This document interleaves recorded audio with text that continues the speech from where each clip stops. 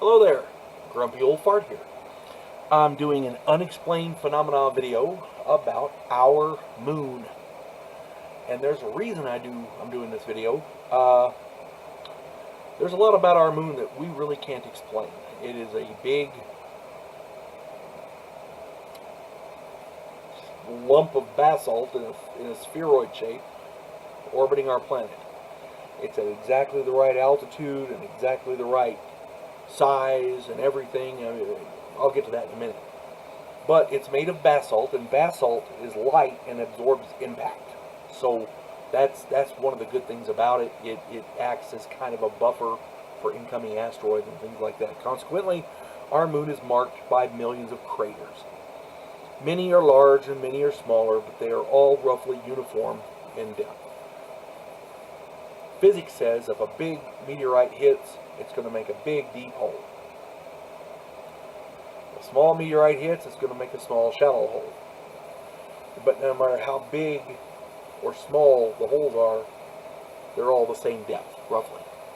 They're all uniform in depth, all over the surface of it. Something is preventing craters in the moon from going deeper. And like I said, basalt is light and it absorbs impact. But is there a layer of armor under the dust? Something that's preventing, is there a layer of rock or something with a thin layer of basalt over it? That's what it seems like. And there have been many astronomers and scientists that have theorized this. On November 20th, 1969, Apollo 12 released their launch vehicle after they left the surface. When the launch vehicle crashed into the surface, their seismic indicators, because they had put seismic indicators on the surface of the moon, their seismic indicators recorded that the moon rang like a bell for an hour. So they released this big thing, it falls down and hits the moon, and the moon rang like a bell. What has to happen for that? Yeah, it means the moon's hollow. Wernher von Braun, who at the time was the head of NASA, decided to crash a heavier piece of the module into the moon. When they did that, the moon rang like a gong for over 3 hours to a depth of over 20 miles. The moon is either hollow or has giant caverns within. Okay? And that doesn't happen.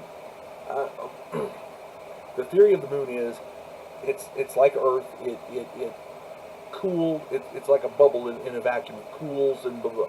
But that means it would be not like a bubble as in like a bubble you blow and it's hollow on the inside. No, it's like a globule of liquid that cools and forms the moon.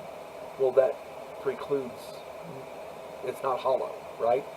Well, if the moon is hollow, that theory doesn't fit. Now, the moon is in a perfect orbit to affect our world and the tides in such a way as to allow life to form and thrive and evolve. Okay? The moon affects the tides. The moon protects us from incoming meteors and things like that. Many scientists cannot explain the perfection of the moon's size or position. The odds against that are astronomically stupid. It's ridiculously stupid. Someone, according to many theorists, someone built the moon and placed it in exactly the right place in orbit about our planet to allow life to evolve on this planet. A lot of people are thinking the moon is fake, people. There are ancient stories, ancient mythology that talk about a time before the moon was there. I don't know. But there's a lot we don't know about our moon, and saying that we know everything about it is the first step in ignorance. Unexplained phenomena, our moon. You folks have a good day. God bless one and all.